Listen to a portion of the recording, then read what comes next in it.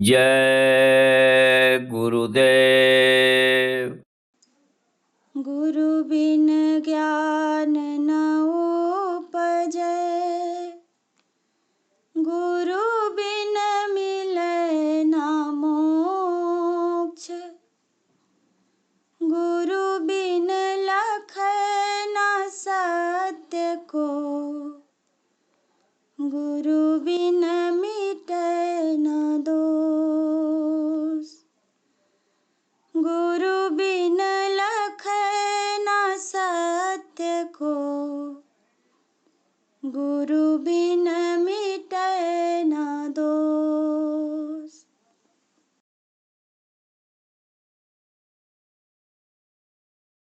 करूं बिनती दो कर जोरी, करूं विनती दो कर जोरी।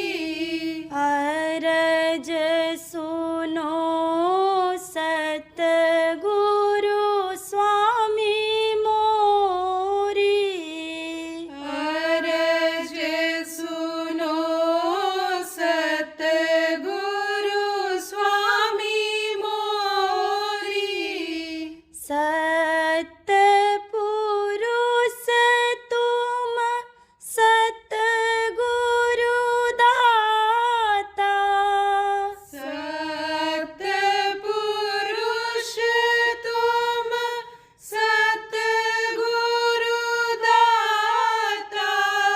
सब जीवन के पितु और माता। सब जीवन के पितु और माता। दयाधार अपना कर लीजै, दयाधार अपना कर लीजे। काल जाल से न्यारा कीजै। काल जाल से न्यारा कीजे। सतयुग त्रेता द्वापर बीता, सतयुग त्रेता द्वापर बीता। काहू ना जानी शब्द की रीता।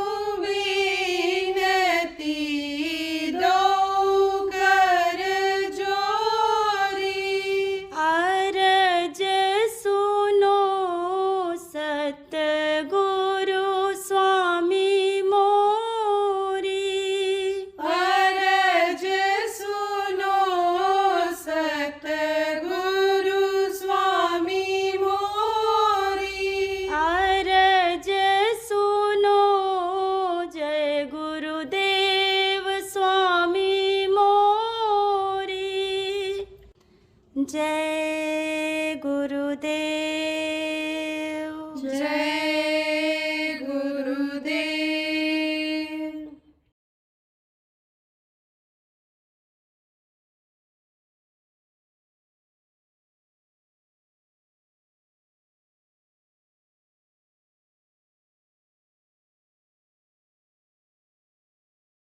गोस्वामी महाराज ने लिखा है, मंजन फल देखें तत्काला, और काप हुए पिक बको मराला। आप ये समझो कि सत्संग का फल दिखाई पड़ने लगता है। कैसे? एक महात्मा जी थे, जा रहे थे, चलते फिरते रहते थे। साधु एक जगह रुकते नहीं, चलते रहना चाहिए। साधक को भी कहीं जाना पड़े प्रचार प्रसार के लिए तो एक जगह रुके नहीं। पानी एक जगह देखो रुक जाता है तो गंदा हो जाता है, और जब बहता रहता है तो गंदा नहीं होता है। तो कहा, ये रमता जोगी और बहता पानी। योगी किसको कहते हैं? योग साधना जो लोग करते थे उस समय ये बात कही गई थी। तो यह भी तो योग साधना ही है। वो लोग योग करते से अष्टांग योग, हठ योग, कुंडलिनियों को जगाते थे, और आप सूरत को शब्द के साथ जोड़ते हो, सूरत के शब्द योग करते हो, तो रुकना नहीं चाहिए। चलते फिरते रहते थे, उपदेश करते रहते थे जहाँ रुके। तो कहते हैं कि महात्माओं के साधुओं के कोई घर नहीं होता है। बात तो सही है। घर तो वो जहाँ रह जाते हैं वही उनका उस दिन का हो जाता है। आप तो घर बनाते हो आराम के लिए, लेकिन सोने के बाद किसी को पता चलता है कि कहाँ सोए हैं? चाहे आप 100 करोड़ रुपया के मकान में रहो। अब आप कहोगे 100 करोड़ का भी मकान होता होगा। 800 करोड़ रुपया का हमने मकान देखा है, बताया वहाँ विदेश में, समुद्र में अंदर बना हुआ था। कहा ये 800 करोड़ रुपए का मकान है, 800 करोड़ का। तो चाहे उसमें सो, और चाहे चटाई बिछा करके कहीं सो जाओ, तो नींद जब आएगी तब पता चलेगा कि कहाँ सोए हैं। और खाने के बाद किसी को पता चलता है कि क्या खाए हैं? कितना बढ़िया सुगंधित खाना हो, आप खा लो, और कोई सूखी रोटी खाए। अब जो सुगंधित खुशबूदार भोजन खाएगा, जब सुबह जाएगा गंदगी निकालने के लिए, मल त्यागने के लिए, तो उसकी भी बदबूदार निकलेगी, और सूखी रोटी वाले की भी बदबूदार निकलेगी, खुशबूदार किसी का नहीं निकलेगा। तो कहते हैं कि घाटी के अंदर गया कि मिट्टी हुआ। तो अब आप समझ लो प्रेमियों, लेकिन इसी के पीछे आदमी परेशान है। बहुत से लोग, आप भी परेशान हो। तो एक जगह रुक गए। सोपाकी थे। सोपाकी किसको कहते हैं? खुद बनाते खाते थे।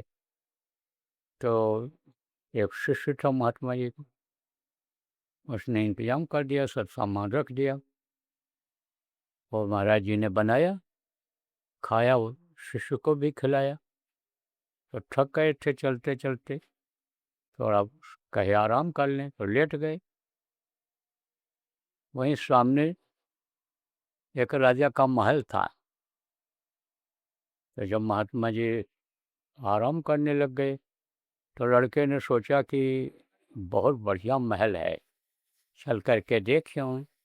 राजा लोग महल बनवाते थे तो खोल देते थे पहले, राजा को देखने के लिए लोग जाते थे, देखने के लिए राजा की ड्योढ़ी, राजा का मकान सब देखते थे। तो लड़का चला गया। तो वहाँ का राजा क्या करता था? साधु विद्वानों को, सब देखता तो बुलवा लेता था। कह रखा था कोई दिखाई पड़े तो उसको ले आना मेरे पास। कुछ उसकी चाह रही होगी, कुछ इच्छा रही होगी उसके अंदर मन में, ठीक इच्छा अभी प्रकट करेगा वो। तो जब लड़का गया, देख रहा था, तो इसको बुला के ले गए। आदर सत्कार हुआ, साधुओं का बड़ा सम्मान था, और साधु के साथ लड़का रहता था, वो भी साधु वेश में था। वो माल तो खूब खाया, क्योंकि राजा के यहाँ जब कोई जाएगा तो उसी तरह का स्वागत होगा, गरीब आदमी के यहाँ जाएगा तो उसी तरह का होगा। तो माल मिला खाने को। तब लोग कहते थे ना, राज दुआरे साध जन, 3 बात को जाएं, क्या माया, क्या मीठा, क्या मान। राजा के यहाँ भोज के लिए जाते थे, खाने के लिए जाते थे, सम्मान मिलता था और दान दक्षिणा मिलता था। तो उनके यहाँ जाते थे महात्मा लोग, और वो सेवा करते भी थे। तो खाया, फिर उसके बाद में खिलाने के बाद साधुओं से सवाल करता था राजा, और जो जवाब दे ले जाते थे उनको तो इनाम दे करके विदा कर देता था, और जो सवाल का जवाब नहीं दे पाते थे उनको बंद कर देता था जेल में, कि तुम साधु नहीं हो, सवादु हो, खाने के चक्कर में घूमते रहते हो। तो खाया तो माल लड़के नहीं, लेकिन जब सवाल किया तो जवाब नहीं दे पाया, तो कर दिया बंद जेल में। तो जेल में क्या करते थे, चक्की पिसवाते थे, क्योंकि ये चक्कियाँ थी नहीं, और रोटी खाना रहता था कैदियों, तो उन्हीं से पिसवाते थे। उन्हीं से अब भी भंडारा वगैरह चलवाते हैं, वही सब करते हैं। वहाँ का सारा सर सफाई, सारा इंतजाम वही करते हैं। गाय बैल अगर हैं वहाँ पर तो उसका भी इंतजाम करते हैं, ज़मीन है तो खेती भी वही करते हैं। वहीं पर कारखाना वगैरह लगा दिया है, उसमें वो काम करते हैं, सीखते हैं, मिस्त्री भी बन जाते हैं उसमें, कपड़ा बुनना और ये सब सीख जाते हैं। तो ये वहाँ बंद हो गया, और कहा चलो चक्की पीसो। अब बेचारे चक्की पीसने लग गए। इधर महात्मा जी की आँख खुली, तो आवाज़ लगाया, कहाँ चला गया। इधर उधर खोजा, देखा नहीं मिला। तब ध्यान लगाया तो देखा छो तो जेल में चक्की पीस रहा है। घटना कैसे हुई, चक्की पीसने की नौबत कैसे आई, जेल पहुंचा कैसे। जब इस चीज़ को देखा तो कहा, अरे ये तो फंस गया मेरा चेला, अब इसको तो निकालना चाहिए।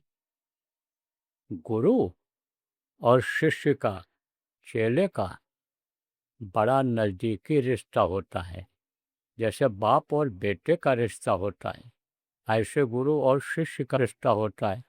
तो बेटा कहीं जब फंस जाता है तो बाप उस फंसाव से निकालता है, और नहीं अगर निकालता है, गुरु शिष्य को अगर मुसीबत से नहीं बचाता है, तो कहा, हरे शिष्य जन शोक न हरे, और सो गुरु घोर नरक में पड़े। नरकगामी होना पड़ता है। कि चेला बनाते तो चले जाओ, लेकिन दुख तकलीफ उनकी न दूर कर पाओ। चेला तो लगा है अपने भाव भक्ति प्रेम में, श्रद्धा में लगा हुआ है, सेवा भरपूर कर रहा है, रात दिन जग करके कर रहा है, और तुम उसके लिए कुछ न कर पाओ, तब नरकगामी होना पड़ता है। तो बोले, भाई उसको तो अब छुड़ाना पड़ेगा। तो गए वहाँ, तो ले गए लोग, बैठाए। राजा से कहा कि भाई एक साधु आए हैं, महात्मा आए हैं, बोले उनको कुछ पानी पत्ता पिलाओ, जलपान कराओ।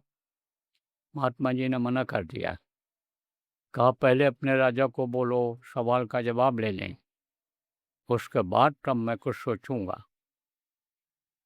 अब राजा आया, महात्मा ने कहा, बोलो राजन, क्या प्रश्न है आपका, कौन से सवाल का जवाब चाहते हो।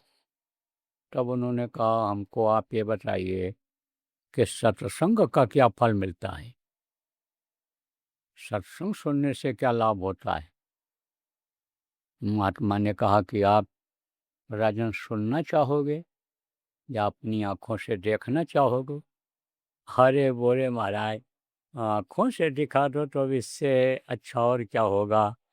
जब तक न देखूं अपनी नैना, तब तक न मानूं किसी के बहना। मैं तो ये सिद्धांत बनाए हुए हूँ कि बातों पर विश्वास उतना नहीं होना चाहिए जितना आँखों से देख करके विश्वास किया जाए। बहुत से लोग देखो शंका कर लेते हैं और दूसरे की बातों पर विश्वास कर लेते हैं और उसके साथ विश्वासघात हो जाता है। इसलिए कोई भी चीज़ हो गंभीरता से लेकर के और फिर उसका पता लगाना चाहिए और फिर निर्णय लेना चाहिए। तब कहा हमको महाराज दिखा दो तो बड़ी अच्छी बात है। तब बोले चले जाओ राजा, नदी के किनारे जो जंगल में बह रही है उसी के किनारे चले जाओ, दाहिने हाथ की तरफ मुड़ जाना।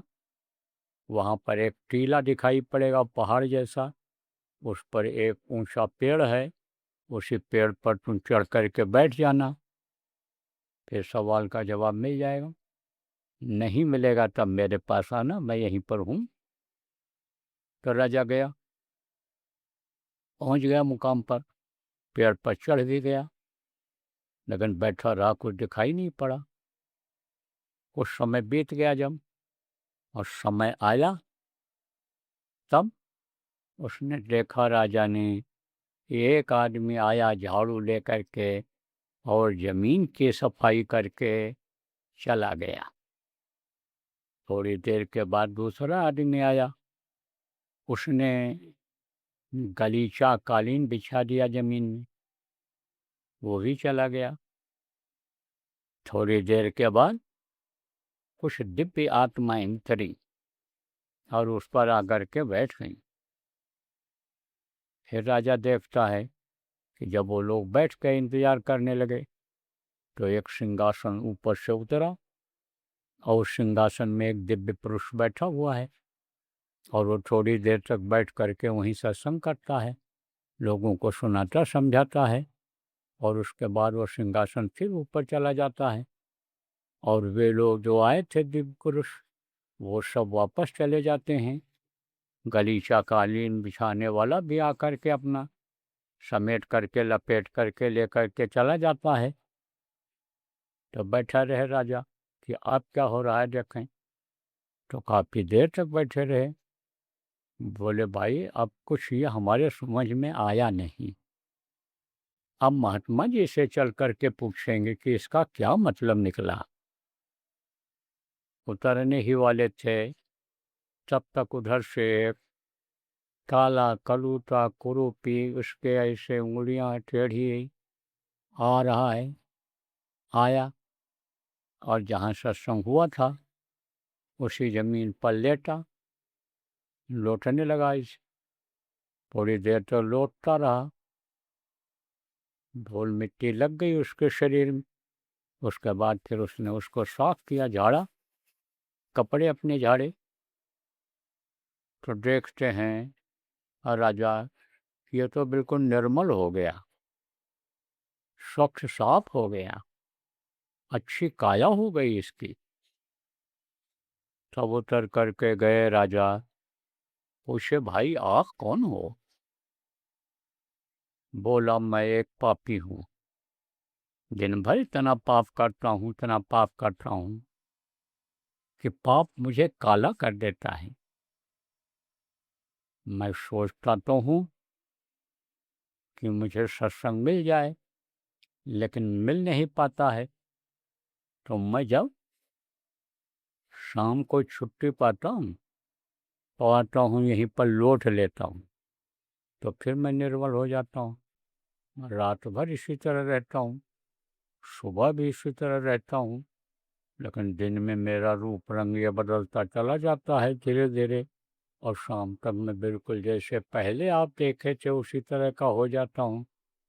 लेकिन चूंकि इस जगह पर सत्संग होता है, तो सत्संग की भूमि का इतना असर है, यहाँ मैं लौट करके निर्मल स्वच्छ साफ हो जाया करता हूँ। तब समझ में आ गया राजा कि सत्संग का बहुत बड़ा महत्व है। सत्संग जल जब कोई पावे, मई लाई सब कट कर जावे। सत्संग ऐसा जल है कि जो कर्मों को जला करके धो करके साफ कर दिया करता है। तवाए महात्मा जी से को प्रणाम किया, कहा महाराज जवाब तो मिल गया, लेकिन हमारा दूसरा प्रश्न भी है, कृपया इसका उत्तर हमको आप दे दीजिए। तब बोले कि पूछो। तब कहा संत के दर्शन का क्या लाभ मिलता है। फिर महात्मा ने कहा इसको भी आप देखना चाहोगे।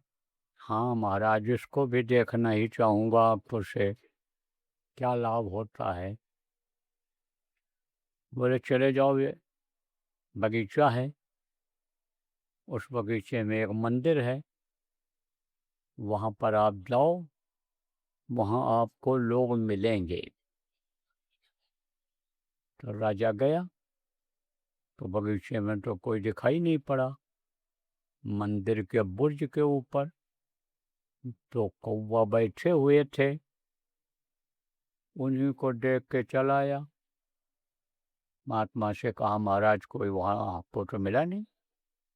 अरे कोई नहीं मिला। हाँ कोई नहीं मिला।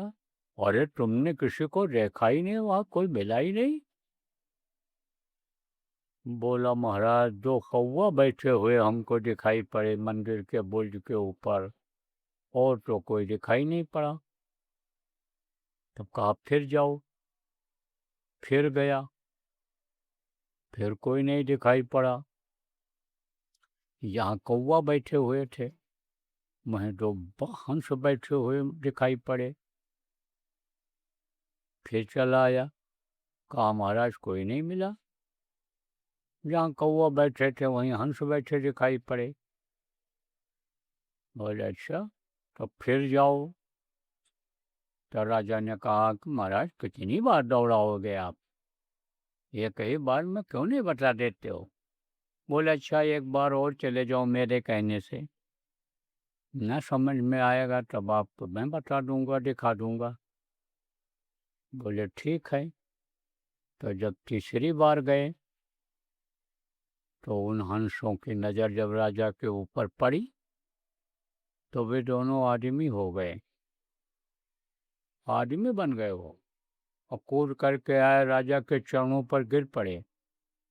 बोले आपने मेरे ऊपर बहुत बड़ी दया किया, आप संत का दर्शन करके आए और आपका दर्शन मैंने किया तो मैं कौवा से हंस हो गया, और जब फिर आप दर्शन करके आए और आपका दर्शन मैंने किया तब मैं हंस से आदमी हो गया। आपने मेरे ऊपर बहुत बड़ी दया किया, कृपा किया।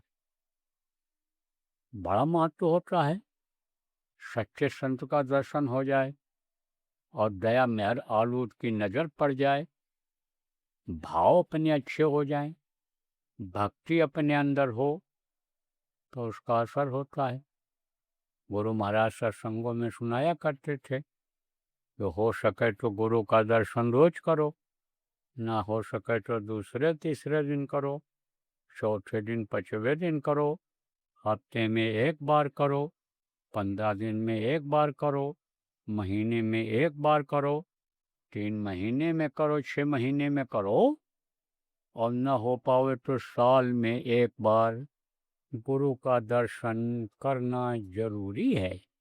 कबीर साहब ने कहा है कि बरस दिना में दरस न कीना और ताको लागे दोष, और कहा कबीर वाको कभी न होवे मोक्ष।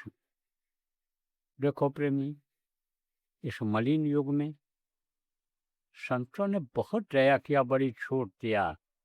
गुरु महाराज ने यह भी कहा कि संत का दर्शन न मिले तो जो संत का दर्शन करके आवे उसका दर्शन कर लो भाव प्रेम भक्ति से गुरु को याद करके, तो दर्शन का फल मिल जाता है।